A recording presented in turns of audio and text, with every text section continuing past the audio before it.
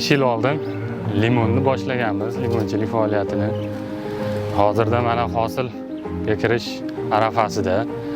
Xudo xolasa 10 milliongacha daromad olish niyatidamiz.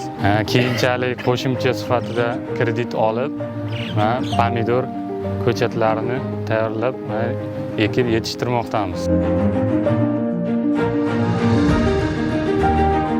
2024-yil hokim yordamchisi tomonidan imtiyozli 70 million kredit chiqarib, hozirgi kunda 10 nafar ayol qizlarni ish bilan bandligini ta'minlaganman.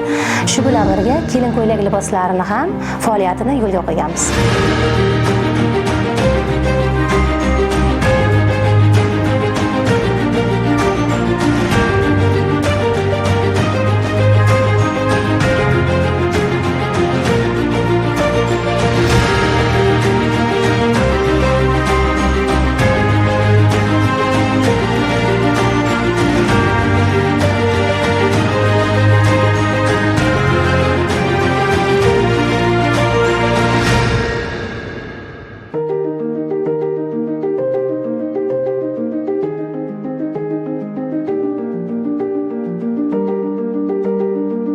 Migratsiya tomonidan xorijga ishga ketish niyatida hokim yordamchisi bilan uchrashdim va hokim yordamchisi imtiyozli kredit ajratish niyatida qancha fikrlar bildirdi, maslahatlar berdi.